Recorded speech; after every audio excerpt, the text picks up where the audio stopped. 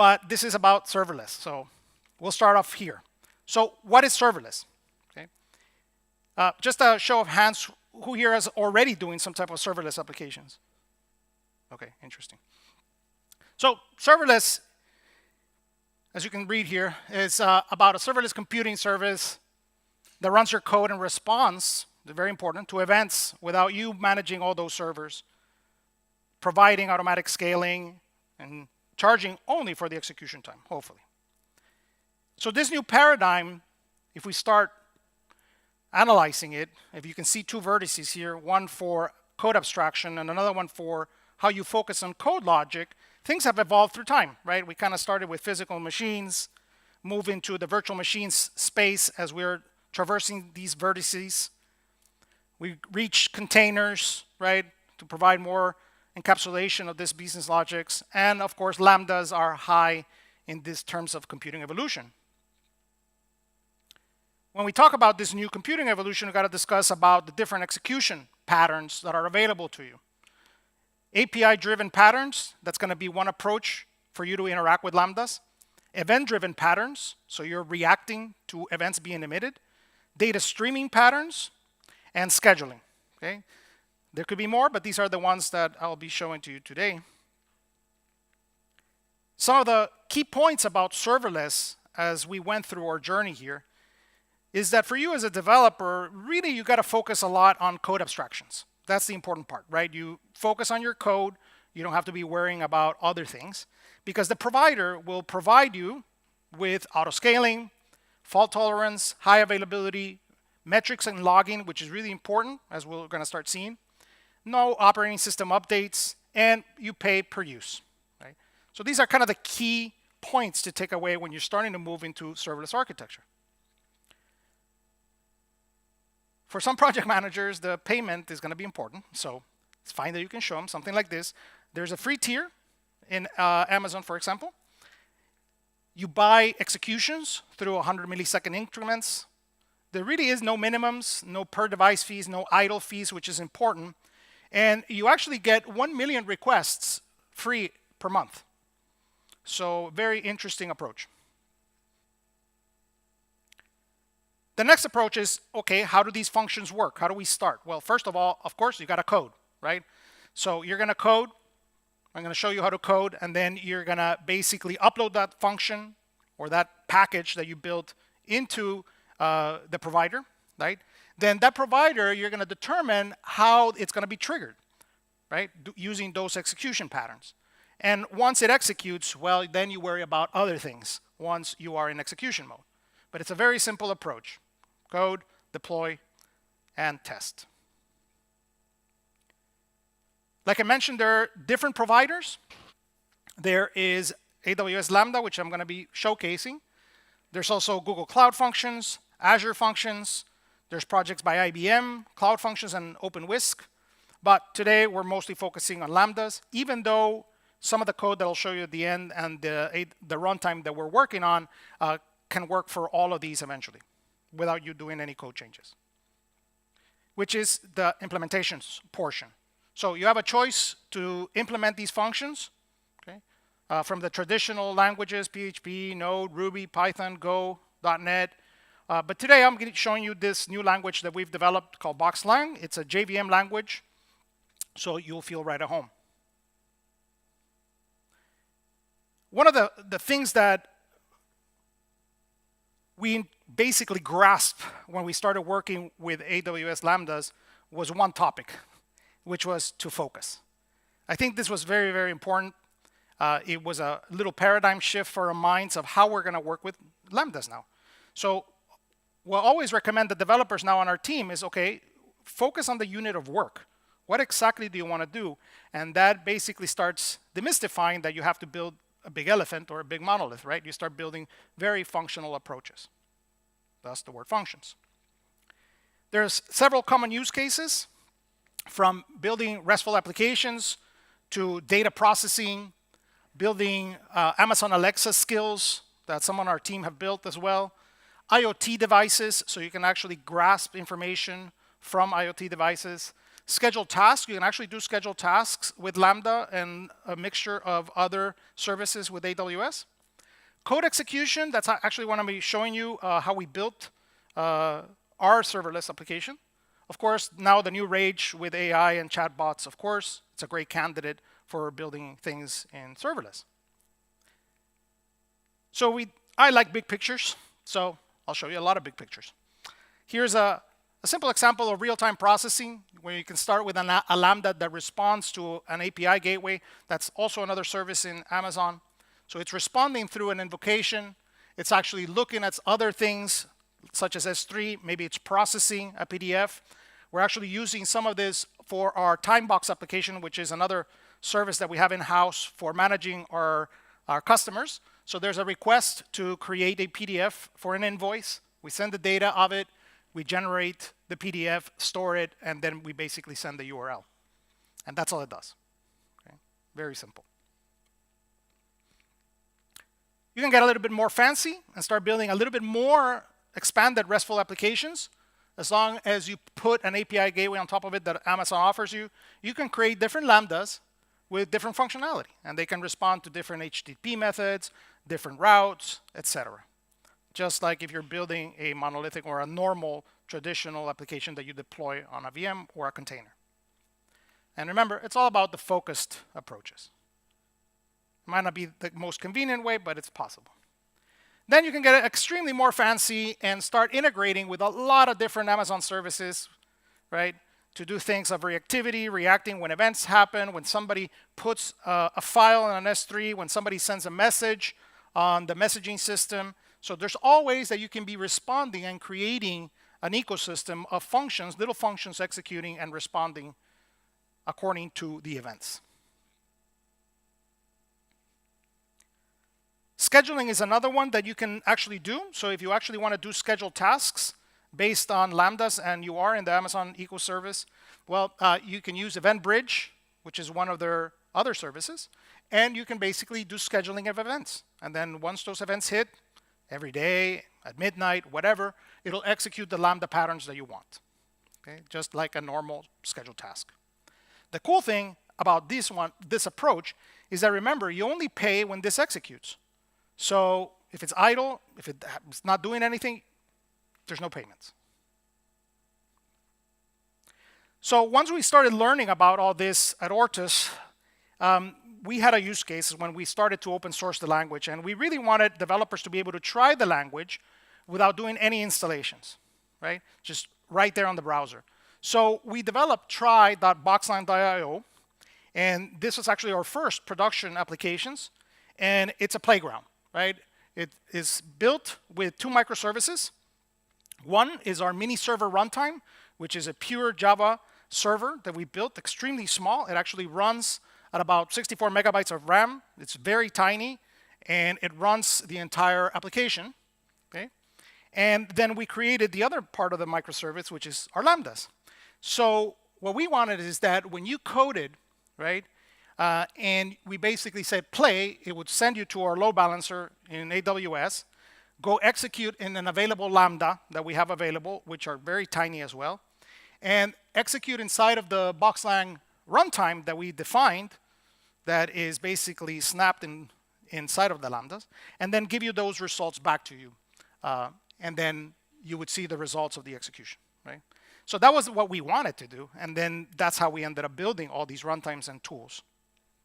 So if you actually want to play with it, you can go ahead and actually open your phone, try it out. It's try.boxlang.io, and you can start coding. Obviously, there's limitations, right? There's things that you can't do there. But this was our first production application that we launched, and it's been very, very successful for us, especially as a learning tool. And now, after a year of deploying it, we have some cool stats. We actually get about 28,000 executions every day, up and down. Some days are more, some days are less. Some days are 75,000, some days are less. The average execution times of our Lambdas are 38 milliseconds, so it's extremely fast, right? Unless somebody's trying to hack us, right? Then you can see a little bit more, but it automatically kills it. So quick guess. What do you think we pay? And that is estimated to the nearest trillionth. Zero.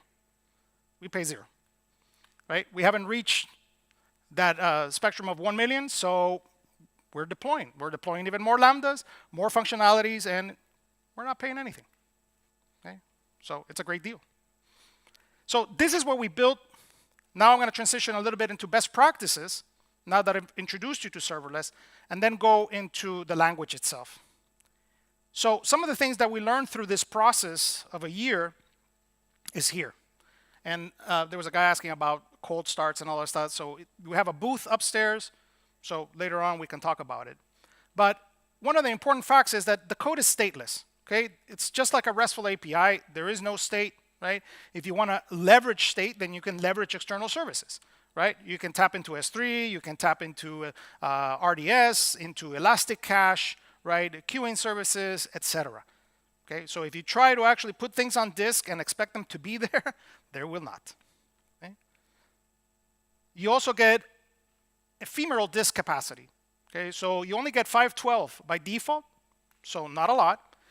And then you can increase it, but obviously you pay if you increase it, right? So be aware of that. The other one is the max timeout. So this is important. By default, it's 15 minutes. So you want to reduce that if possible, right? For us, since we were doing a coding playground, we didn't want people actually creating a mining facility in BoxLang or something like that. So we reduced it to 5 seconds, right? So if your code executes in less than 5 seconds, if not, it gets killed. Okay? So try to create a timeout for your Lambdas. Concurrent executions as well. I mean, they have a pretty high limit. You can do up to 1,000 at once. Okay? If you need more, you can probably deploy into different instances and then load balance them. So you have that capability if you need more than 1,000 requests immediately. Beware the cold start. I think when you start working with it, you think it's all great, and you look at it and you treat it as a normal, let's say, Java developer, and you end up basically waiting for things to start up until you learn, obviously, about cold starts and how you can improve it. So a lot of improvements is to use static constructs to avoid recreations. The actual class loaders inside of Lambda will actually respect that. So if you put a lot of things into that static construct, they will be respected across. They also have a cold start button that you actually pay a little bit if you want to activate it, which will take a snapshot of that instance that you're creating on. And that's how actually we were able to get into sub-milliseconds to be able to start up our Lambdas. We also do pre-compilation of a lot of things. So everything is pre-compiled and serialized and then unserialized at the startup. So there are techniques that you can do to get really, really good performance. And we're very happy with the performance right now. Payload size here is really, really important because it's also BITAs. If you're trying to do a post to a Lambda of an image, and let's say that image is bigger than 10 megabytes, it will not work, right? So you get basically 6 megabytes synchronous, and the responses are also limited. So functions are not good if you're going to be transmitting large amounts of data, okay? So use them at that discretion. Logging and metrics, this is important to know what's happening inside of the cloud. So use it. It's really included, okay? Like you saw, we pay nothing, and we've activated every single logging knob there is, right? We encourage you to enable these two. This will give you even deeper metrics into your executions, okay, and what's going on inside of every type of execution. So there's really a wealth of debugging data there available. Sometimes not easy to query, like sometimes anything with AWS. But once you get into it and learn it, then it's a lot of wealth of information. So use it. The next one, BITAs as well, which was deployment limits. Right? So very tiny spaces in their docs, they tell you these limits, which is 50 megabytes. That's a zip or a jar. That's it. Anything more is not accepted. Okay? And 250 megabytes unzipped. So if you upload a 50 megabyte zip file, but it unpacks to 300 megabytes, it will not work. Okay? You can have up to 5 layers of dependencies when you're working with Java. We actually found a way to not even use one layer. I'll show you a little bit about that as well, especially by using a fat jar. Okay? Use container images. So if your Lambdas are getting bigger or there's a reason why they're bigger, well, consider using a container image because then you can go all the way to 10 gigabytes. Okay? Plus, you can take advantage of the startup of the containers. You can warm up your Docker images. So we're actually considering to see how the performance is going to be with containers. So we're actually building BoxLang as a container and seeing how it behaves. And I'll be showing you our template that we built to basically hopefully make it really, really easy to get started, to package, and to deploy. But remember, focused work units is what you want, right? You don't want to be creating full-blown applications here. You want to focus. And the other one that bit us a lot was power levels. We really had no idea at the beginning, okay? There is no knob for you to control the CPU. It's only memory. So the more memory that you give your application, the more CPU you get. Again, it's very hidden in the docs, but once you find it, you will see a world of a difference in terms of performance. We started with the default at 128, and it was dog slow. We found a sweet spot around the 4 GB mark. So around the 4 GB mark, you will see really, really good performance and really good CPU. Another tactic per se is that ARM processors, for a reason, using Java are faster than x86 in our testing. Plus, they're cheaper. So if you're actually paying for any of those serverless, if you use ARM, when you define your function, you will actually pay, I think it's 10 cents or 20 cents cheaper. Okay. Now, if you really are a geek and you want to save money because you have a lot of functionality, then you can use this project. It's called AWS Lambda Power Tuning. You can finely tune the exact power and the exact amount of things that you will want on your Lambdas. We haven't even gone there, but it's really a more involved process for you to do tuning. Another tidbit here is to use SAM. This is built by AWS. It's basically a fancy word for infrastructure as code. You can install it into your operating system as a CLI tool. And it's great because it allows you to basically do local testing of your Lambdas, just like if it's being deployed. So you can create a JSON script. You can define how you want it. For the inputs, you can create a YAML file, which has all the different events that are going to be executing, and just use it locally. So really, really recommended for you. When I started, this was a lifesaver in order for me to not do the deploy, wait for the deploy, test, and figure out that I broke something. Okay. All right, this is the end of part 1. Any questions for part 1? No? All right, good. All right, we'll move to part 2 then. Okay, so BoxLang. So what is BoxLang? Well, BoxLang is a new modular dynamic language for the JVM. We're aiming for productivity. That's kind of our ethos, is to be very expressive, very functional, and available everywhere. We really designed the language to its times, especially the day that we live in today. It is dynamically typed, so it is not statically typed. Types are optional. There is a lot of type inference, a lot of type coercion at runtime, but you can also use static typing, pseudo-static typing if you wanted to. It supports classes. It supports also scripting, which is important, and it has also a built-in templating language as well. Like I mentioned before, we were creating frameworks and libraries for more than 20 years before we open sourced our language. It includes modern Java interop using all the latest JDK features, including invoke dynamic. So we built a framework for dynamic objects inside of BoxLang. Highly functional. We do a lot of things based on functions, okay? From context-aware closures to lambdas. Like I said, built-in framework. I'll show you a little bit of the concerns, not everything. And our big focus was to be small, lightweight, and modular. We really wanted to run at the chip level. So we actually designed this to be able to work on embedded systems and IoT devices first, and then move out into the different runtimes using our modular capabilities. We decided to open source this. This has been in development for us for more than 2 years, but we open sourced it last summer in the US.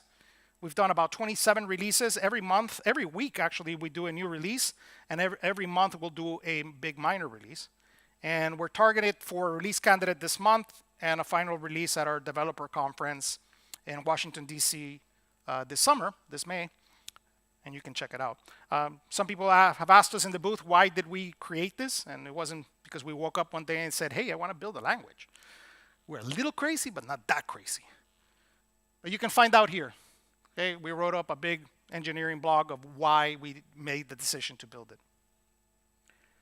So I'll take you through a little bit of the features and then arriving at the Lambda runtime and the Lambda templates. This was very important for us in the day and age that we live. I think Kotlin really made this intricate for Java, basically, is to be able to run in multiple runtimes. So it has that same approach that we run on different runtimes. We've created all of these runtimes. Some you can create because it's just a simple jar. So from Docker native to our own Java mini server, we have our own servlet implementation as well that we launched more than 15 years ago called Command Box. Any servlet implementation, the Lambdas, we're working on Azure and Cloud Functions as well.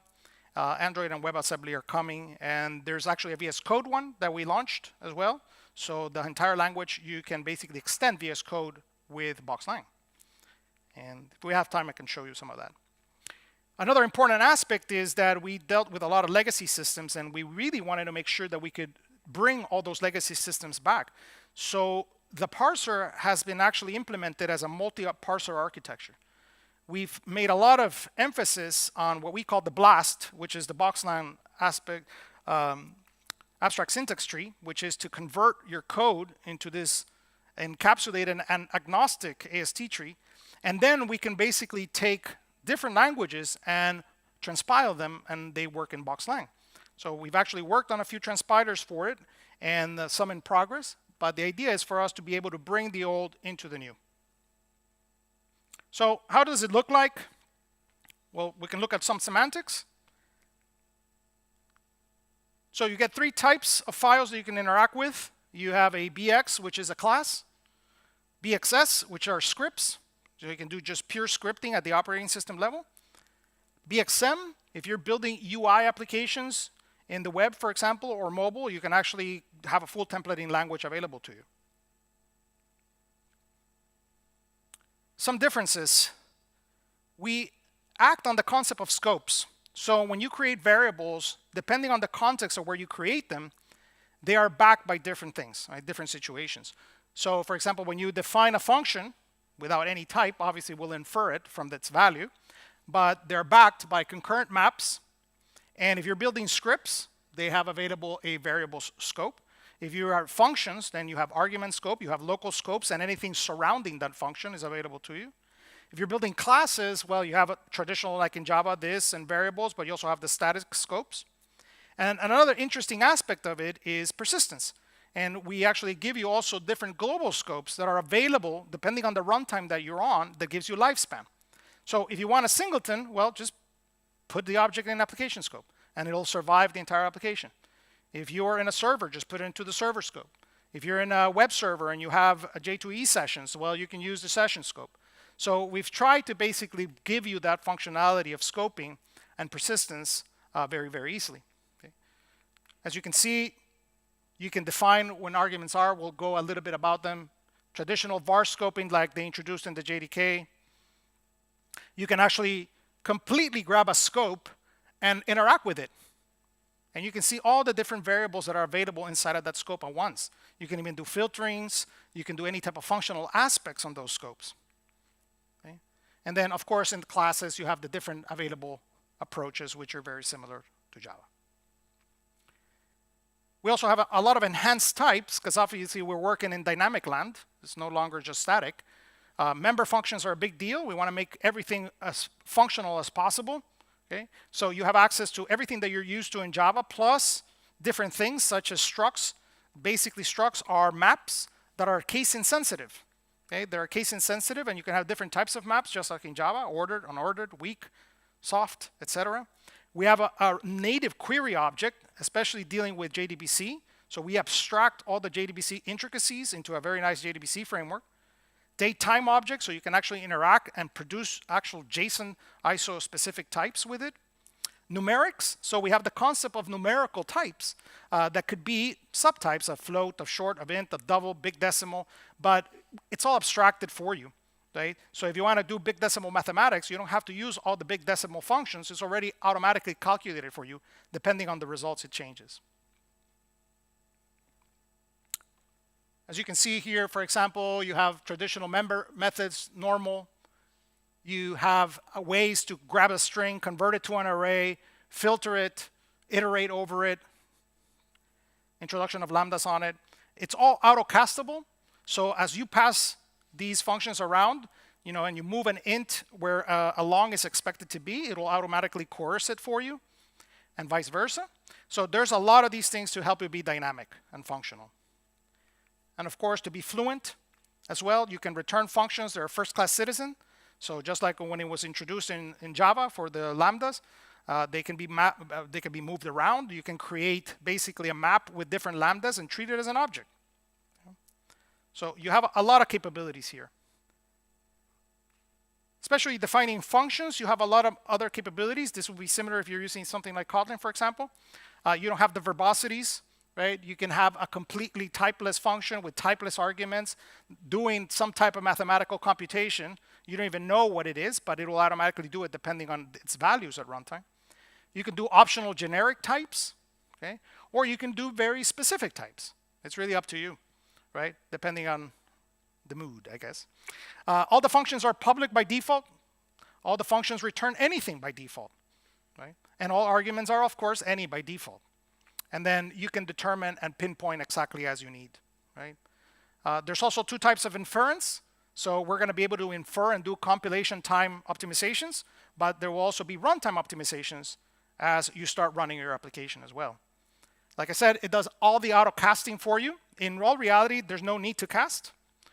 There's type promotions and type coercions. And we've tried to make it really easy for you to be able to work and interact with different Java libraries, of course. Arguments, of course, you get all the same functionality, for example, of what a Kotlin offers. We've had this for a long time, which is non-required arguments, default values, but we also have argument binding, and this is a huge help. Oops, passed too far on that one. Go back.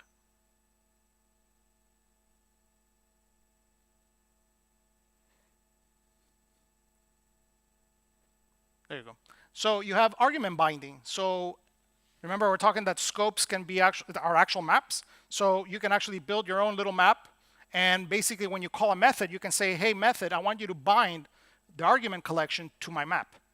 So that could basically send everything inside your map into the function. And even if there's extra arguments that don't match to the specific argument interface, it'll still pass them through, and then you will have them available. So there's a lot of flexibility if you want. And that's the difference of a dynamic language, right? You also have productivity hacks, such as the null coalescence operator or the Elvis operator. You also have safe navigation, so you can navigate not only anything that's dereferenceable can be navigated safely. So that means that arrays, queries, XML objects, methods like here can all be safe dereferenced.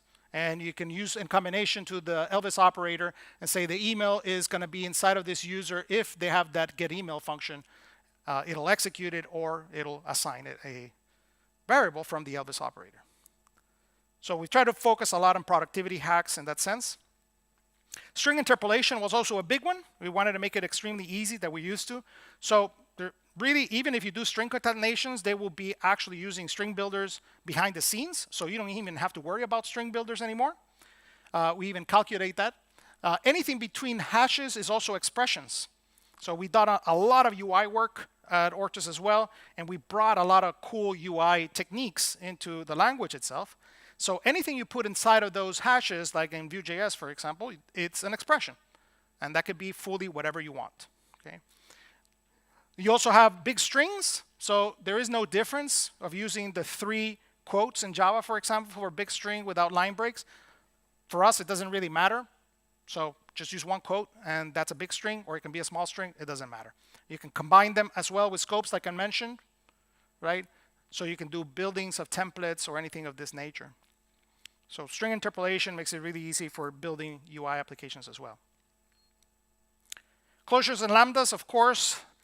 Functional programming was integral to any language nowadays. You have the same things available as in Java, the context-aware closures, but you also have pure functions. We introduced the concept of a pure Lambda, which basically allows you to have no context. So that means that it's very deterministic. The arguments that come in are then the value that comes out. Okay? So there is no mutations in that sense, and allows you to build pure functions, which are extremely fast. So you don't have to do lambdas if you don't need to as well. You can actually move them around. They're first-class citizens, so you can pass them. There's actually an argument type called function. So you can receive a function. You can actually return a function, right? That's also a type. It's a native type. Okay?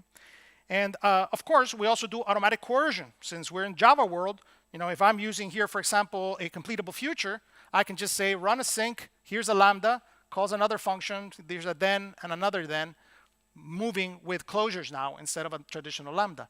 So we'll do the automatic coercing from the specific Java lambda that is expecting to the BoxLang closure or lambda. So this is seamless for you as a developer. Classes will look just like your traditional classes, except very, very less verbose. We have the concept of properties for your fields. Okay? There's automatic constructors available to you. There's also automatic toStrings, equals, and hash codes, just like in Kotlin that you receive, or Groovy. Automatic getters and setters are available to you as well. You can turn them off if you wanted them as well. Annotations are available to you, just like in Java as well. But you don't even have to define those annotations. Those annotations are dynamically created for you. So you don't have to create a class for that annotation if you don't want to. JSON is also first class. So anything, even Java types can be converted to JSON automatically. We have a JSON BIF called JSON serialize and JSON deserialize, but even objects have member methods called to JSON. And it will look at the properties, and it will try to give you those properties converted into JSON. It'll do deep integrations, deep hierarchical introspections. You can actually say which ones are going to be marshaled into JSON or not. So you have pinpoint control to bring that state out of an object using JSON without you doing extra hoops. Metaprogramming was a big one. I was a Groovy developer at one point in my life. Loved Groovy. A lot of those concepts were introduced into BoxLang as well. This is available in any object, even Java. So Java objects actually can be mutated at runtime. We have a special class, a special object called on every class $bx, and that is available into metaprogramming world. Okay? And this gives you access to the metadata. So if you did runtime annotations, they will be available there. Static annotations will be there. Documentation will be there. The class representation is there. And then you have a lot of things that you can change at runtime. So you can actually do change listeners. So imagine you can grab a map, okay, or a scope, and you say, hey, I want to register a new listener, okay, with a closure, and you're going to receive the key that was trying to be mutated, the new value and the old value. Part of the language. So a lot of event-driven mechanisms are available to you here. Okay? So you can inject properties using that metadata. You can remove properties. You can inject methods. You can remove methods. You can mutate methods. So there's a lot of dynamic aspects that you can have at runtime. Then the templating language. If you're building UI applications, we've really taken the best of everything that we've used, from JSP to Blade to Groovy server pages to CFML, and kind of created a language where you can actually very easily create templating and extend it. As we'll see, the modular capabilities of the language allow you to actually generate your own tags into the language, and you can basically just go and do your business. Right, so this was a little bit of the semantics just to introduce you of the differences. We're going to be using a lot of the BoxLang framework capabilities for the Lambdas today. So the BoxLang framework is composed by these major services using service patterns. The first one is our application service, and we use this in the Lambdas because it allows you to create virtual applications depending on packages on disk. So in the good old days, you had web contexts, for example. Well, that kind of simulates that and creates different applications that you can have at runtime.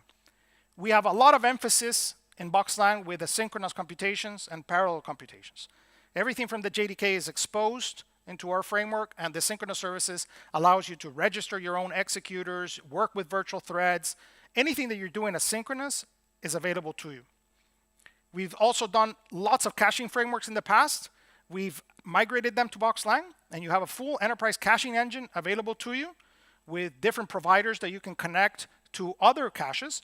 So it becomes also a cache API that you can be working with any cache at any point in time and have the same API. Component services, we saw the templating language. Well, the component service allows you to build and extend the language with your own tags if you wanted to, or if you're doing just kind of scripting with your own components in script. So this gives you, the developer, a basically ability to extend the language your way. A lot of emphasis, of course, on JDBC. So we have a full integration with database services, JDBC connectors. We've built all the modules for all the major vendors, so you can easily integrate with one line of code. You can query the database. Functions as well. We have the concept of global functions available to you. So you can also basically generate your own global functions and available anywhere, scripting, classes, etc. This is one of the most important ones. We'll have another slide on this one, but it's the event-driven aspects of the language itself and the modularity. I'll go through them a little bit later. And scheduling. So scheduling, we don't use in Lambda because there's already AWS Event Bridge, but if you wanted to do an operating system cron job, the language already has scheduling service and schedule tasks built in. The modules is the interesting one. This is what has allowed us to build all these different runtimes. And this allows you basically to create different functionality that the language can basically adapt, and you can contribute things to the language, and you can also extend the language, right? We give you a framework of hierarchical class loaders. It is not OSGI. It's something that we built actually almost 15 years ago for our native framework called CodeBox. And then we ported it over here. You can build them in Java, you can build them in BoxLang, or you can build them in both. You can be combining them. And we have tons of examples. We have over 40, 50 modules now that you can learn from. We even have a module template to get you up and started. We have a lot of emphasis on the CLI, so you can actually build modules to interact as CLI packages. And of course, it integrates with all the tools you're used to, Maven, Gradle, etc. Just mention a few modules that are available to you. FTP frameworks to work with FTP and STP sites, email sending capabilities, ISAP integration, UI forms, password encryption, all the JDBC libraries. We did a lot with image manipulation, so pretty much anything you want to do with an image, you can with that module. PDF tooling as well, from generation to PDF form binding, CSV and spreadsheets, INI files. There's Brad with a crazy hat that's built on a Raspberry Pi upstairs. Oh, he's here. All that is built using Oshi as well and a Pi4j library. So you have all YAML support, etc. So our idea is to be able to have a nice ecosystem for the language as you build it. The application framework that I was mentioning today is how we built the Lambdas. In our case, we don't have sub-applications. We just have one application in the virtual root of the function. But this allows us to basically control the different aspects of the language. But if you're deploying or building web applications, you can basically segregate them into sub-applications very easily and create different memory spaces all in the same BoxLang runtime. The important thing here is the life cycles. So you can listen when your application starts, when a session starts, when a request starts, when there's an error. So there's all these events that are being emitted in order to make your life easy. And I keep talking about events and events and events because the reality is that without event-driven language, none of this would be possible. So the idea for you to have observers native at the actual language is super, not only important, but it allows you to basically grow and make the language as you see fit, because anything can be interceptable. Okay? So you can create different interceptors. As you can see, it's very easy. Okay? And then you can actually create different functions to listen to those events. And then you can extend the language as you see fit. And you can create your own events. So this means that if you have an application that you're building, a CRM, for example, and you want to create your own events, well, you can. And it's already a matter of defining them and exposing them. All right, so all that basically culminates on this runtime. So when we tackled that problem that we wanted code execution, and we started with the BoxLang runtime, of course, we had to go through all of what AWS offers you. And we leverage, of course, the Java SDK. They show you how to implement the Java handler and execute. So we did that. So you have this right here, and it's all documented, of course. One method to integrate into BoxLang. This will bootstrap the runtime, your configurations, your modules, the dependencies, even Java dependencies, right? And it'll all build it for you. It's tuned for fast startups with all the lessons that we learned, okay? And it really acts as a front controller. So it receives the request of Lambda, and it will inspect the incoming request. It will convert it from JSON into a struct, right, or a case-insensitive map available to you. It'll do automatic logging and tracing, so you're going to even be able to determine what's going on. Automatic error handling, so if there's exceptions in your entire Lambda, it will take care of making sure that they're logged, that everything is received and returned. Okay? And it will delegate to the appropriate class and function all by convention. Especially since we've been doing all that framework work, we wanted to bring a little bit of that. Right? And of course, automatic response handling. Since we're building Lambdas and they adhere to RESTful capabilities, we want to make sure that the return or the response was cohesive. And it was the same for everything. So if you look at the big pictures that we love, we have a Lambda request that comes into a Lambda runner. The Lambda runner is in charge of making sure the runtime is up and loaded with all your dependencies, modules, and configs. And it executes your class by convention called lambda.bx with a specific run method. Okay. So how does this look like? Well, you, the developer, implement this class. Okay. By convention, it's called lambda.bx. If you do the template, it's already there with one method called run. You get 3 arguments. We'll go discover what those arguments are. And you can have that optional application.bx that we were talking about, so you can make it basically adhere to more framework features. Okay? And then you can even expose more of these functions via a header. So if you pass a header into that RESTful function that has been exposed, then you can even target specific methods on that class. Okay? So that gives you a little bit more flexibility as well. And we're also introducing this into our next release candidate next week, which is exposing more of these lambda.bx's by convention by looking at the incoming route. So if there's a route coming in called customers, it will look for a customers.bx. And it will execute by convention the run method. So starting to get a little bit more activity in building the lambdas. So how does the code look like? Well, here's an example one. It's one function called run. It receives the 3 arguments. As you can see, there's no types. You can type them if you want. The first one is a map of the request, which is a struct, so case-insensitive object containing the entire request. And you can do it, safe navigation on it. Everything's available to you. You can print it. We even have a function called dump that it will dump it to the console deeply with all the values inside of it. You have a context, and this is an important one. The context object that you receive will be based on the cloud provider that you're using. So right now, this will be an AWS context. But if we move to Google Cloud, or if we move to Azure, this will be the different context for those services. But your code remains the same because it's dynamic. It will adapt depending on which cloud provider you are on. And then, of course, we even give you a response map as well, and you can use it if you want. Okay? You have the option to return either nothing, right, which is just an acknowledgement that it actually worked. We'll do the status code of 200 for you. You can do a simple value, so you can just return a string or something, or you can even return a complex value. And we will take that value, serialize it to JSON, and always return the response according to the provider that was requested. So that was really important for us, is to have the capability to move to providers without changing our code. Now, everything that we've learned basically through the whole year of working with this, we kind of put together into a template. And the template is there, it's open source, it's available for you to use. It's really just a turnkey template for Lambda development. We're huge into testing. Obviously, we've built a lot of testing frameworks.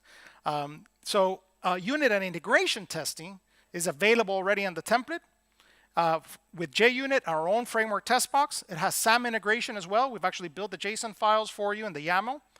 It has Gradle integration right now for your Java dependencies, for packaging, and actually testing this as well. We're not big into Maven, so if somebody wants to do a pull request for Maven, more than welcome. And of course, we have our own package manager for BoxLang, which is called CommandBox. So if you need BoxLang modules, you have those dependencies as well. And then we even give you the GitHub actions for automatic testing, automatic packaging, automatic deployment to AWS. And as we start building more of the providers, all that automation will be available to you as well.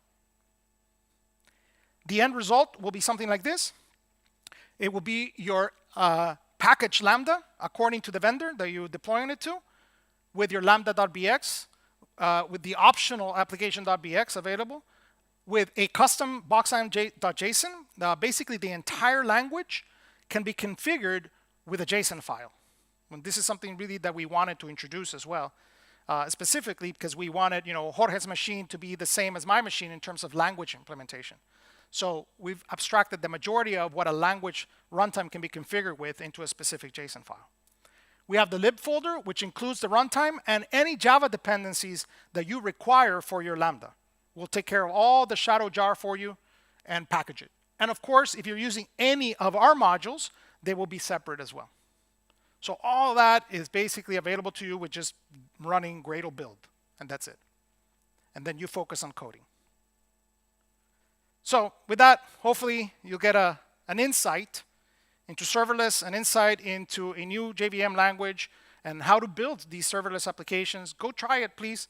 You'll see it's rather easy. I'll show you the full documentation as well on it. So let me show you. And we can move to questions. And if you see some of these guys, they're upstairs in the booth as well. And let me put where you can find all these docs. Mirror. There you go. So BoxLang.io is our website. Try.boxlang.io is where you can, the one that we built. And boxlang.ortusbooks is all the documentation. Everything's fully documented with the language. And if you go to Lambdas, everything's here on how to take you step by step and start building these serverless applications. So I know we have like 10 minutes? 8 minutes? 5 minutes? A few minutes for questions here, and then they can take them afterwards. Okay. I don't know if you guys have any questions, concerns, comments, jokes, riddles. IDE support? IDE support. We have actually our own IDE based on VS Code. So yeah, it has a line debugger. It has introspection into it. It actually has the runtime that I was telling you about. It runs inside of VS Code.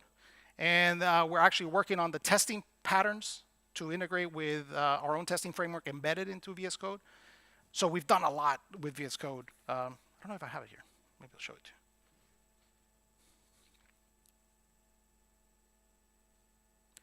So actually, here's the template.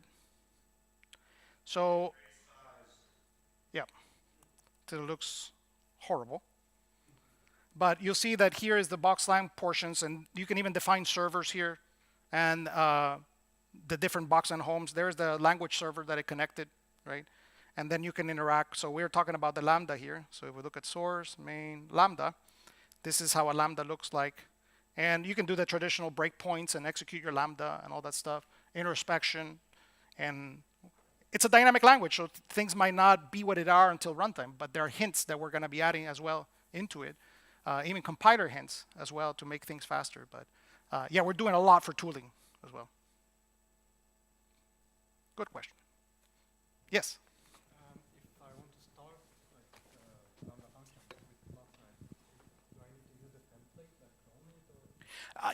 Yeah, that's the easiest, right? So if you actually go to the template, GitHub, I even forgot it. Go to BoxLang and you look for the template right here.